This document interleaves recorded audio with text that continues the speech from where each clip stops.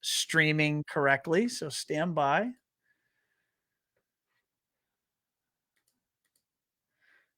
All right. Let's see. Do I see? There we are. We are live. Okay. No, we are not live. Are we live? Yes, we are live. Okay, I now see it. Took a little longer than usual to load. All right, so folks, we are here for show number 110.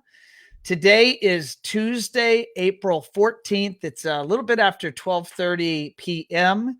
As we have been doing during these quarantine times, we've been bringing you more shows, more guests, more perspectives on business, on life, on how our industry is handling this COVID-19 situation, both personally and professionally. Here at One Firefly, we've been super busy. There's lots of marketing and messaging support that our clients have needed.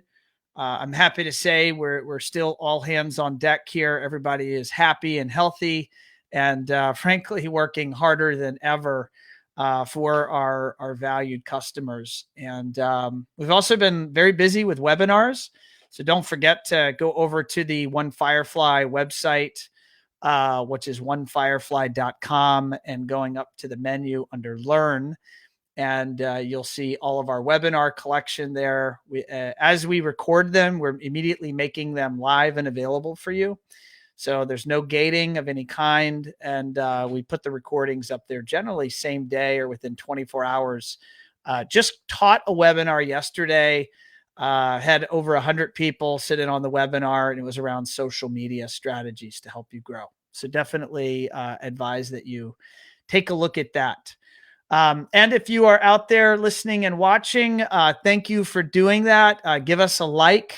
Maybe drop down in the comments where you're coming to us from. That's always fun.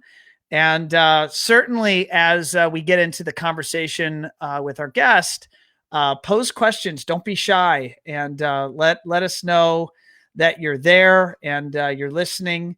And without further ado, let me go ahead and introduce our guest. This gentleman, his name is Wim De Vos, and he is with Genesis Home Technologies. They are a value add distributor in the south of Europe. They serve over 300 residential integrators throughout Europe. And I've known Wim for a long time, actually since the founding of my business. And I know we're going to have a good time and that you guys are going to love hearing from him. So let's go ahead and bring him in. So stand by.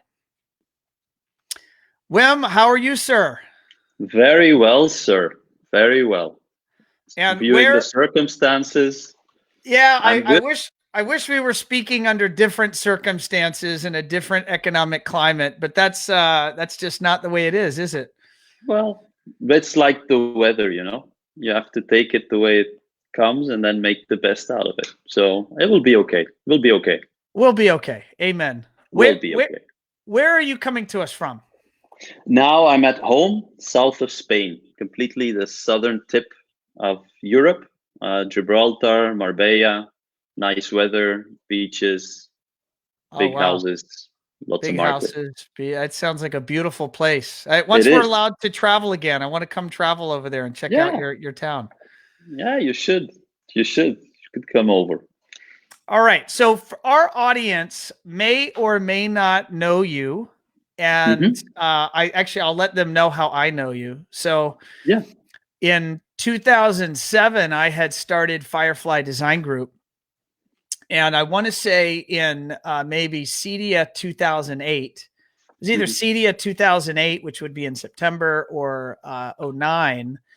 I had met some integrators, and many of them immediately said, you have to meet this guy, Wim De Vos from Europe. You got to tell him what you're doing at Firefly, and you got to look for opportunities to partner together. And I did. I think I sought you out, or they connected us, and you and I met for the first time. And at that time, Firefly was just doing project engineering work. We actually no longer do any of that type of stuff. But that's how you and I met. But we do. That's what So you do. we've copied you. So we've got, hey, well, copying the best form of flattery, right? Absolutely. Tell our audience who you are, and let's go back. How did you get involved in the custom electronics industry? I went to work for Barco, projection manufacturer in China for the cinema division. 2001, 2002, lived in China for 2.5 years. And then from that, I moved inside of Barco. I moved to the residential division, so selling home cinema projectors. And I didn't know how much money people were spending on technology. I mean, I had no clue. So I fell in love with the business for a few reasons. First, you get to play with technology that few other people get to play with, aside from the millionaires who buy it.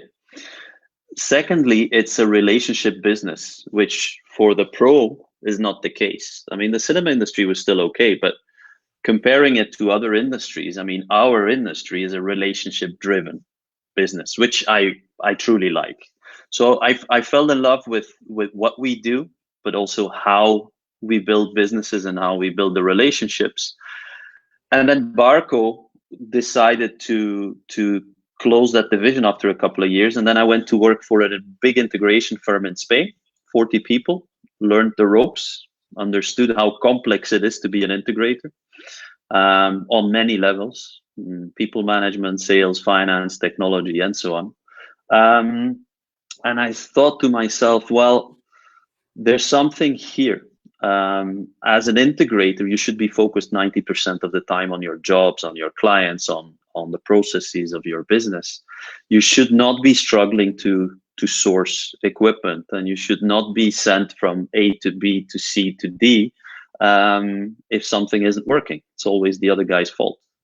So we came up with the idea, a group of ex-custom installers, to set up Genesis, which basically is we're not a one-stop shop for installers, but we want to integrate for as much vertically as we can. So we design systems, we do the training, we do the support, all done again by ex-custom installers. So we've been in the shoes of our customers.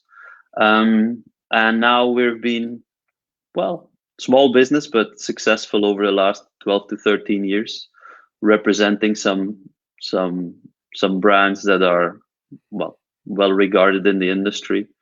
What are some of those lines that you guys currently represent? So in sound, although I come from video, I really love sound.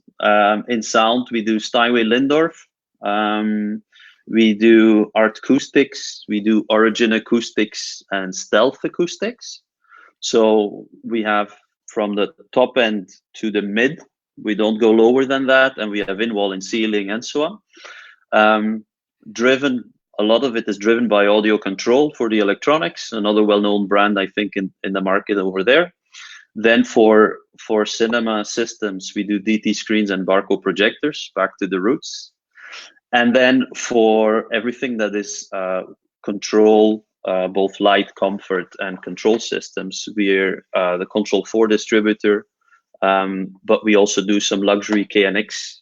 KNX is a technology here for light control in Europe that's quite dominant. But again, we do the higher end range, so we do some products there.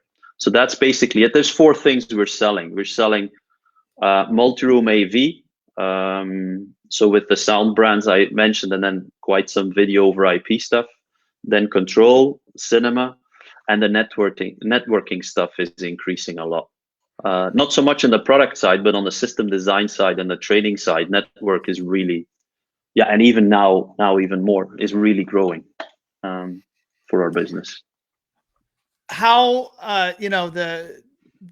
we're all going through a super interesting time with shutdowns globally. Maybe interesting is putting it mildly. how are you guys being affected? I mean, first of all, are you and your family healthy? Is your team Yes. healthy? Yes. So luckily we're all, thank you. And I hope the same over there. It is, we are at the forefront of this whole cycle here in Spain. I don't know if the news about Spain and Italy reached the US, but Italy and Spain have been hit quite hard. I still think it's because we were one of the first countries to be hit. So how have we been dealing with it? Well, inside the company, I posted a few videos. Basically, do some simple things. Make sure your shop is in order, cash flow wise, organizationally, communication. Set up regular communication. Make sure people are comfortable with the situation in the sense that, aside from all the drama around us, it's not that some bad thing is going to happen in the company. I want to interrupt Wim, because I want Mhm. my audience to understand kind of what Wim is doing, and I think it's super interesting. So I'm gonna put on the screen here, and I think this is okay. I have your Facebook page. Is it okay Yes. for people to go find Sure. you and follow you Sure. on Facebook? Absolutely. So what Wim has been doing, and I think it's I've actually watched his videos, and I love the content. So rather than Nice. kind of sticking his head in the sand and complaining, because I know a lot of your business has shut down, for all Yeah. of us globally, a lot of it has slowed down or shut down. You've actually been going and reading and or resurfacing books and ideas and frameworks for thinking about how your businesses, your customers can actually think about handling themselves in their business during these times. And you're putting they're super raw. There you are in your sweatpants, throwing this up on Facebook, but it's really gold in terms of content. And so what gave you the idea to start doing that? And do you even mind sharing some of the ideas that the cliff notes of some of the content you've produced? Yeah. Well, so far, I've.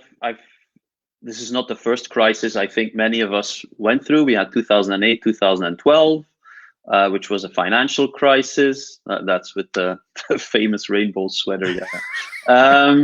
By now.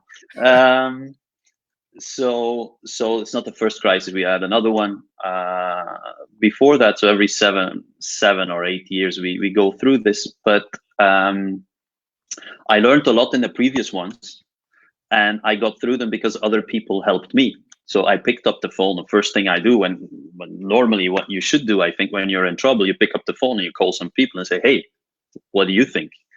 So, and instead of, we were okay. We're okay in this one. Our company's solid. We're prepared. So that's fine. But I was thinking, so what can I do? The people who are really doing amazing stuff are in the hospitals. They're policemen, firemen, whatever. But what can we do? So I thought, well, I'm truly convinced that this is much bigger than we thought in the beginning. That's also, I think, every video in the beginning I opened with, that's what I said, because I didn't know exactly why, but I sensed it. This was like system failure on many levels. And I thought to myself, well, what about all these small businesses and these people who are now sitting at home thinking, I'm going to lose everything? So what do you do for them? And I thought, well, the only thing I can do is try to take all of these books and all of that advice and repackage it as simple as possible. Actually, that you can do something with it. There's no point to go through, I don't know, wealth of networks, 400 pages, dense material to figure out like 2 or 3 learning points. That's not the moment. So I thought to make it really, really, really simple and actionable. And I threw it out there. And the first thing I thought of is basically the basis of any business is the cash. Just go through that, make that an exercise with your team, call people, do a cash stress test. The other thing is your people inside and outside of the company. Communicate, connect, because we're all feeling alone. Make video calls, not phone calls. Call your customers. Are they okay? What's going on with them? And then the third element of the triangle is your value add. So your value add was maybe, I don't know, high-end home theaters or hi-fis or whatever. So that's not there. So what's your hi-fi now, or your business, your value add now in this stage? And what is it going to be after this stage? So I call it 3 waves. I think the first wave is we're all under and we need air and be calm, not try to foresee the future. The second wave is going to be when we're going to look around us and see that, I don't know, 3 out of 10 are no longer standing. And the ones that were big are now very small. And the ones that are small may be very big in the sense that look full of opportunity. So it's going to be a new start. And then the third wave is going to be our next 7 years of bull run. I mean, there's no denying that's out there. Maybe not in 2 months, maybe it's 6 or 9.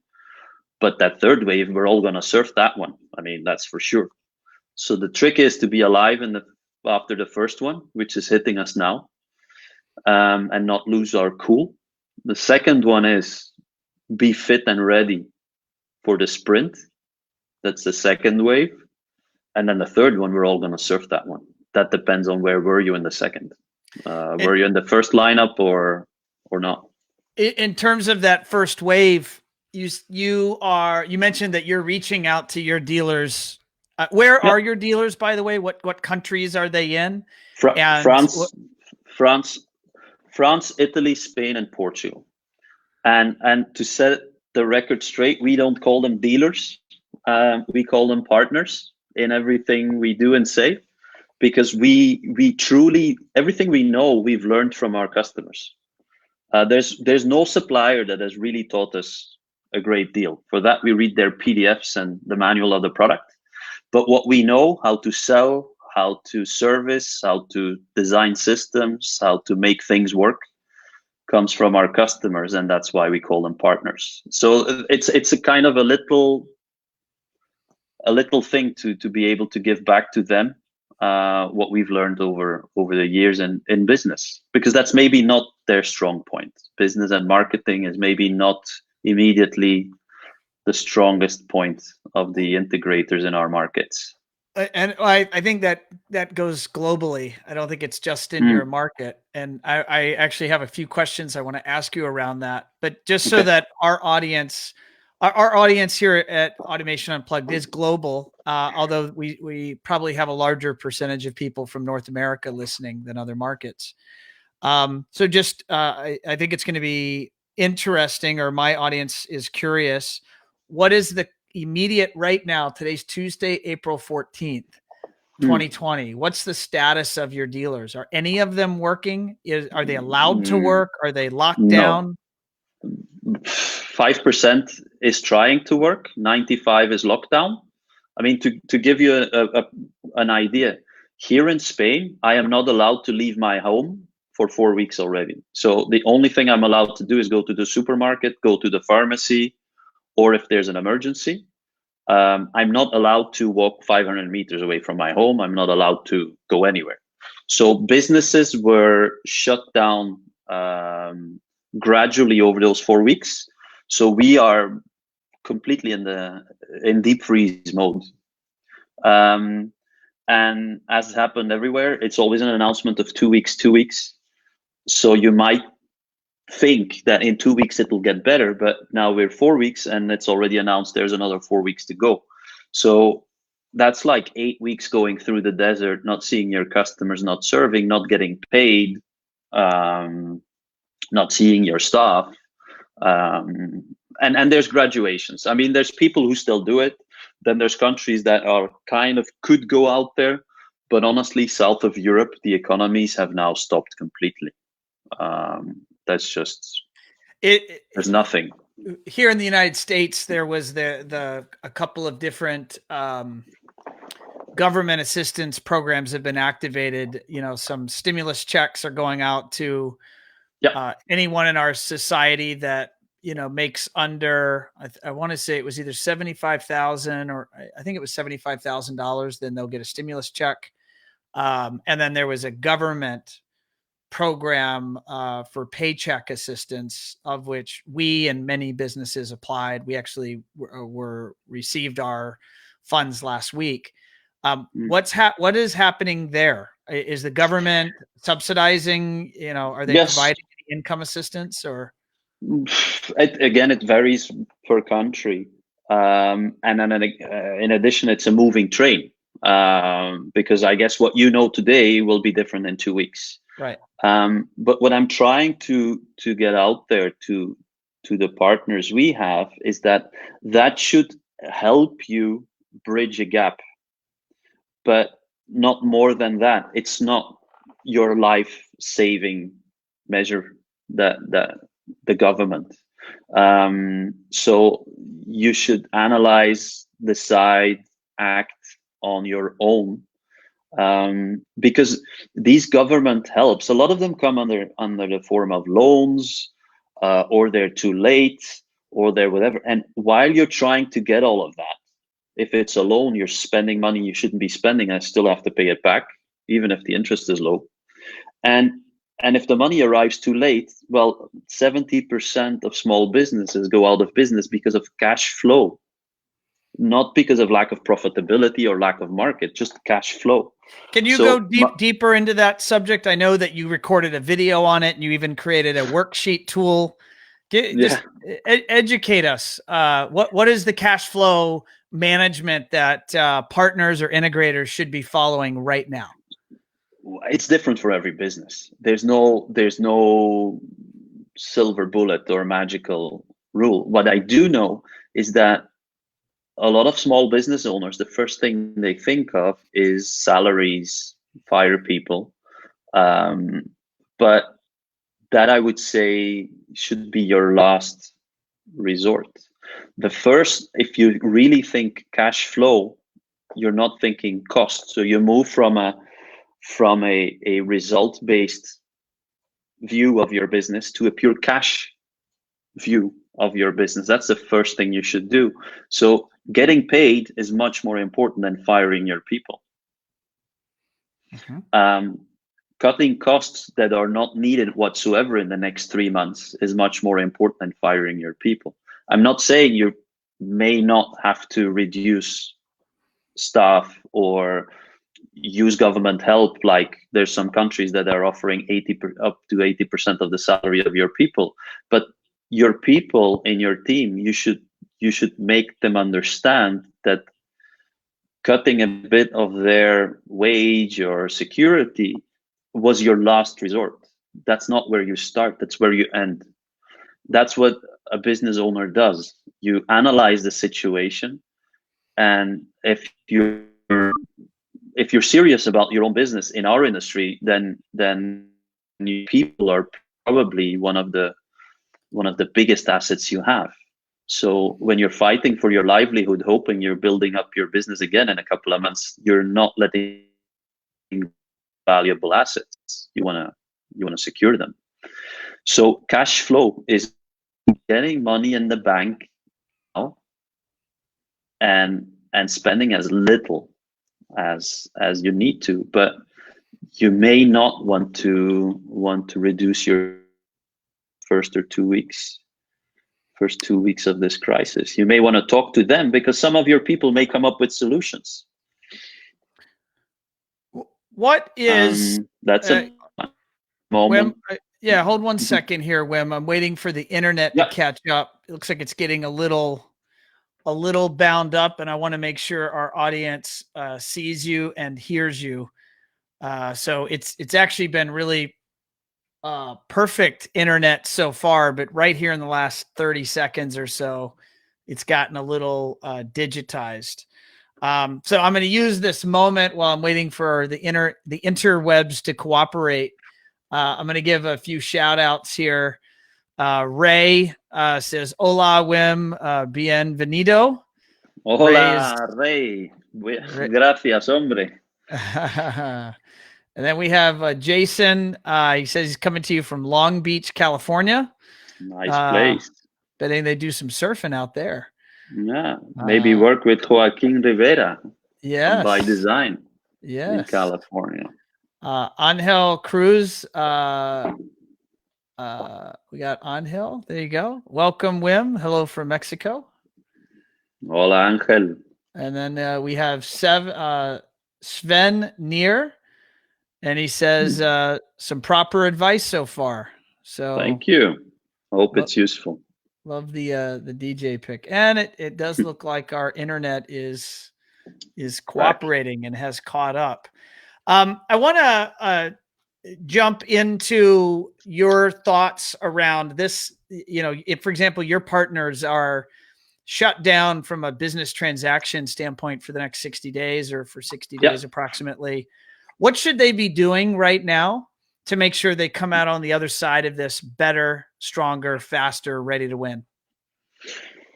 So the first thing we mentioned, so take care of your survival, and prepare for 90 days, not for 30. It's like when you're underwater. I used the analogy before. When you're underwater, you want to have 10 or 20 seconds more air and not be 5 seconds short. So prepare for 90 days, not for 30. And secondly, what I would say, and we are doing the same, I mean, following my own advice or sharing what we're doing, depends how you look at it, is call your customers and call your existing customers. It's not the moment to go and find new products, new customers, new suppliers, new opportunities. It's a time to connect with the people you have served in the past, ask how they are. It's probably the first time in history that we're all in pretty much the same situation. We're all working from home. We're all having trouble with the internet. We all have a spouse who's also working from home, and we have kids running around the house, all streaming 4K video and Facebooking at the same time.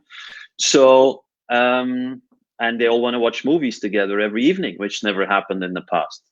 So what I suggest, call your 50 most loved clients, ask how they are, really care, and basically ask if there's anything you can do for them. Maybe it's simply explain them how Zoom works, or help them with their network settings, or that's the only thing I think you can do.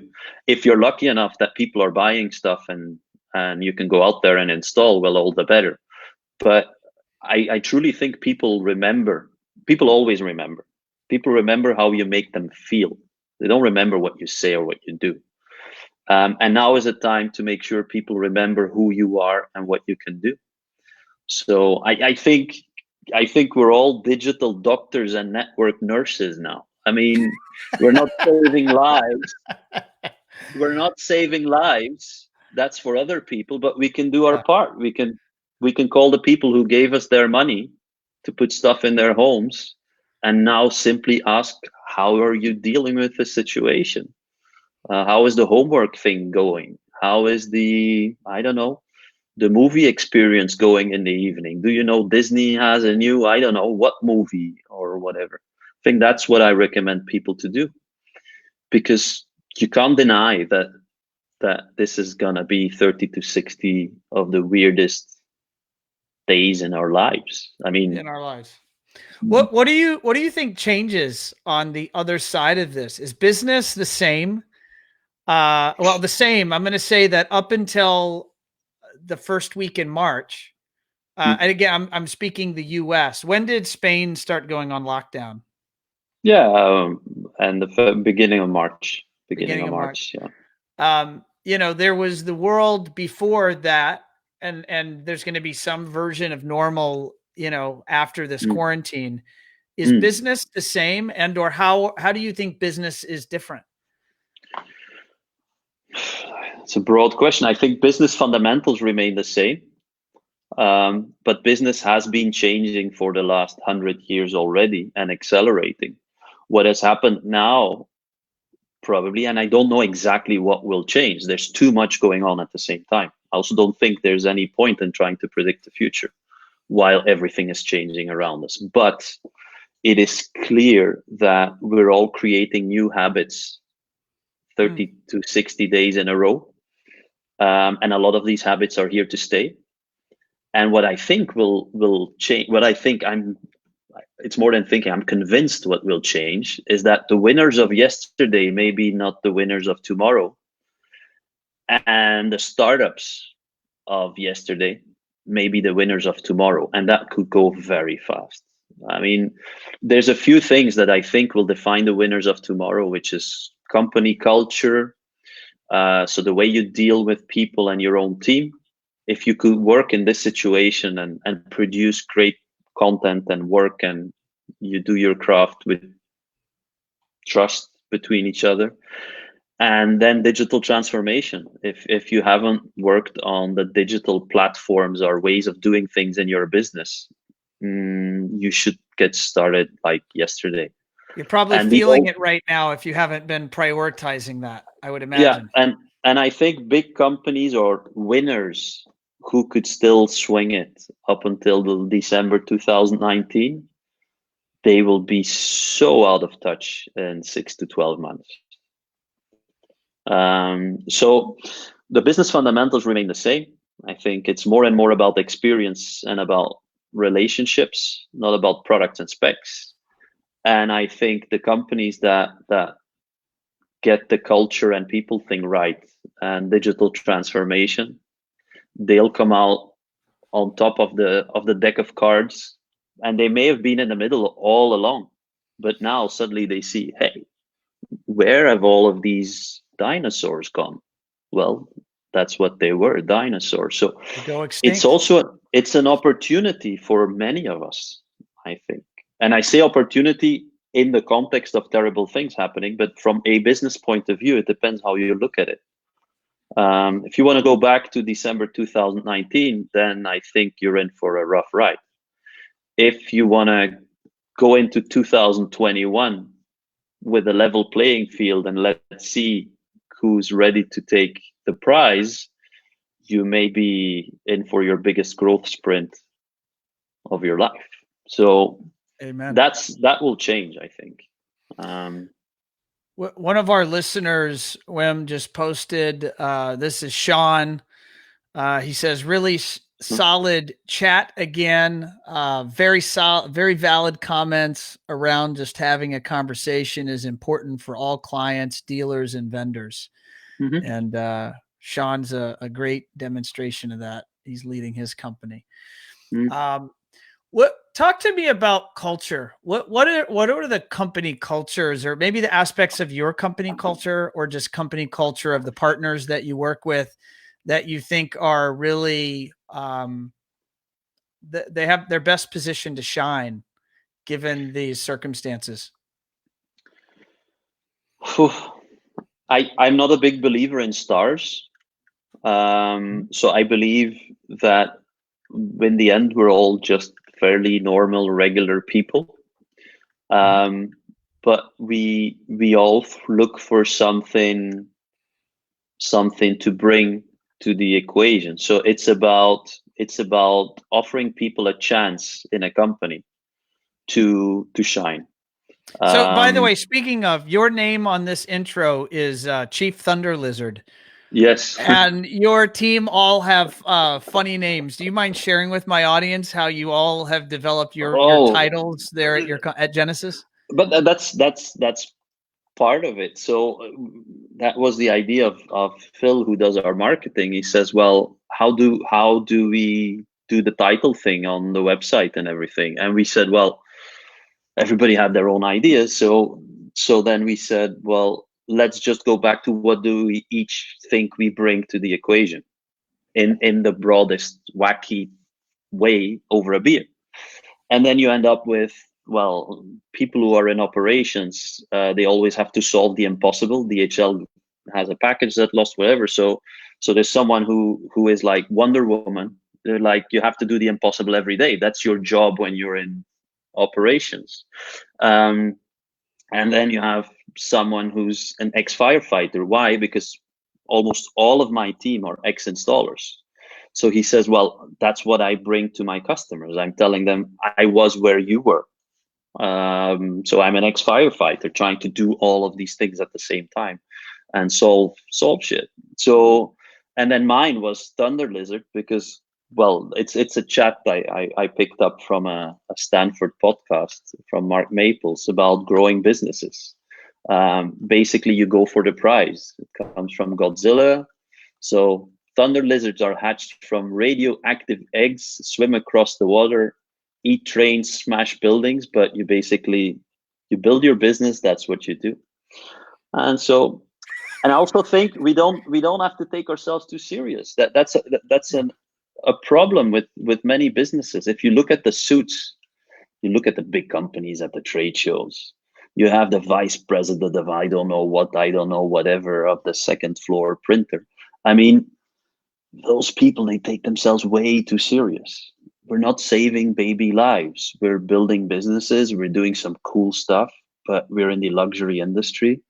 So be who you are. I mean, that's that's it. And I think in a company culture, that's what it's about. There's this great book I read, Drive, which talks about intrinsic motivation versus extrinsic motivation. And I think that's what it's about. People don't come to work just to receive the highest paycheck. People wanna bring something, make a difference. So, and that those are the companies that will win, in my opinion, moving forward.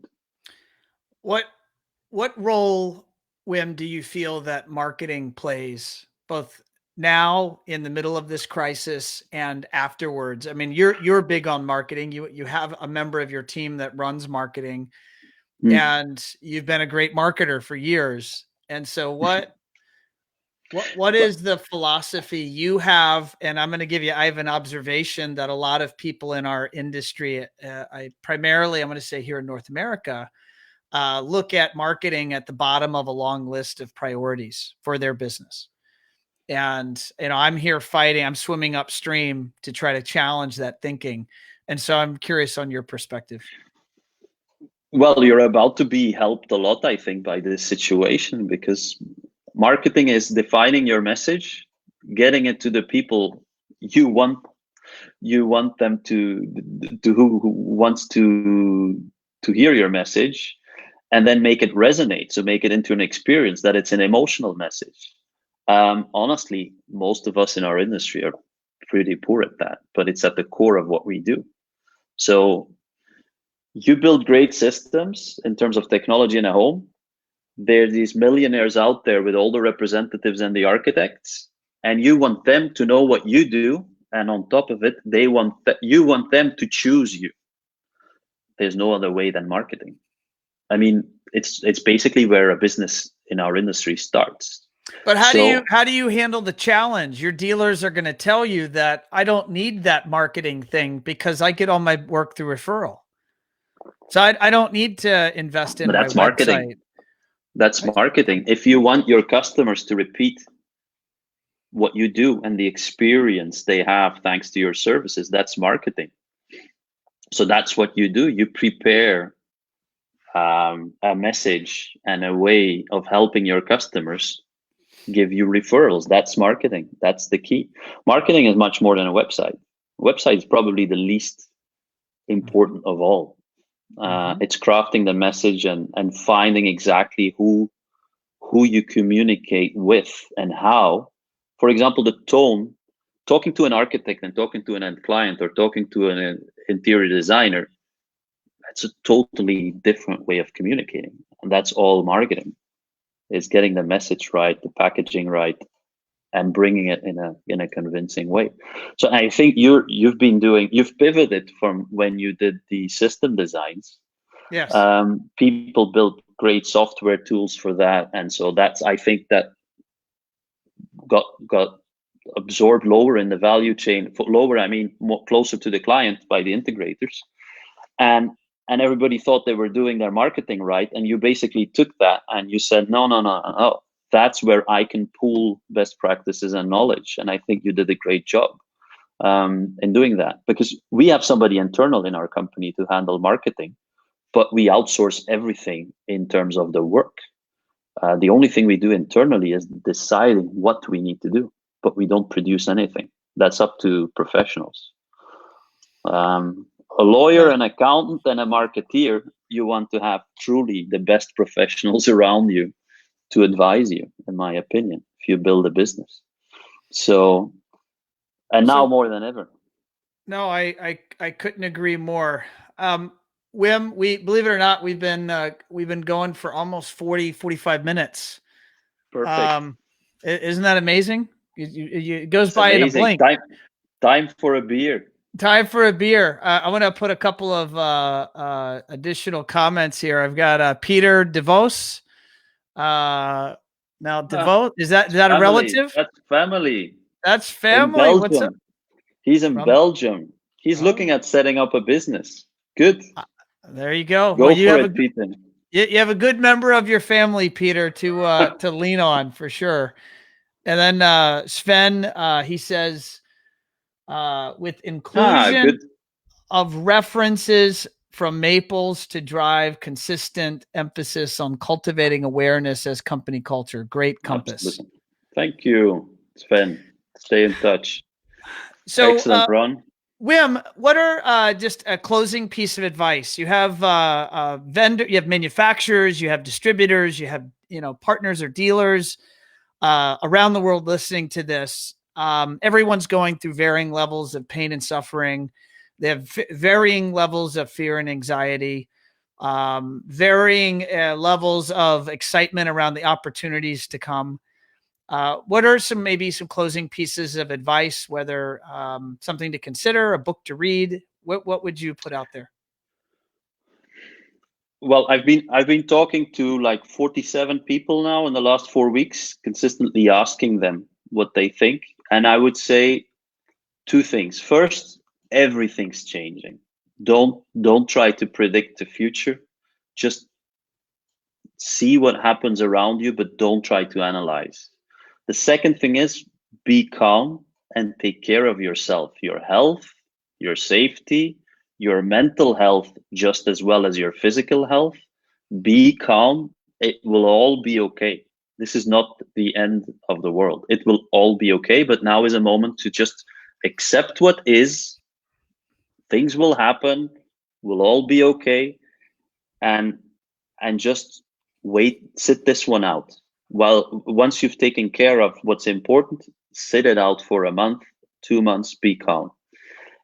And then takeaway, well, I would say call people that you think can help you with solid advice. Don't buy the quick fixes. Don't buy buy this crash course in super duper management or whatever. Just, it's all simpler than people think.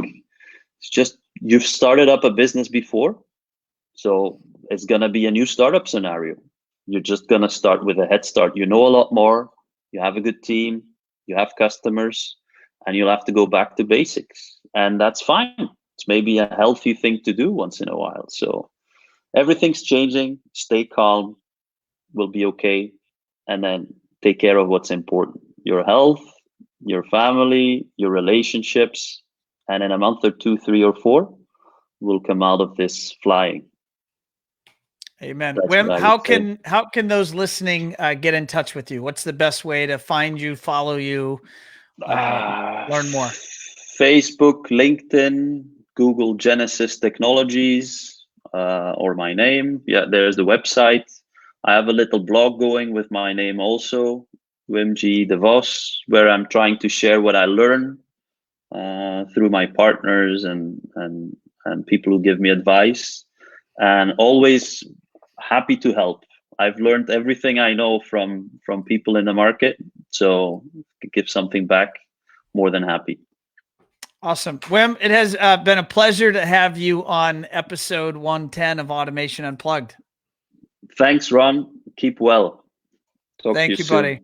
Bye. Awesome. Take care. Bye now. All right, guys, there you have it. That is the one and only Wim De Vos, coming to us from the south of Spain, from the epicenter. Really, for those here in North America, we've been hearing about really a lot of the challenges there in Europe, and that's right in Wim's backyard. Awesome advice. I recommend that you do go and find Wim on Facebook. His videos are really powerful. He's referencing great content, great material, and he has a nice way of breaking complex topics down into easy to understand, actionable takeaways. And I've been watching his content, and that's when I said, I got to have Wim on the show. So on that note, I'm gonna make a book recommendation myself. I did this a couple of days ago, but I'm gonna put the artwork back on the screen. It's a super simple cartoon of a book. It is. It'll take you about an hour to thumb through it. Who Moved My Cheese by Spencer Johnson. And the basic philosophy is that, as Wim said, the markets are different, business is different. And it's really important that you acknowledge that, and you not wait around for things to return to normal, but you're planning for what is going to be the new normal.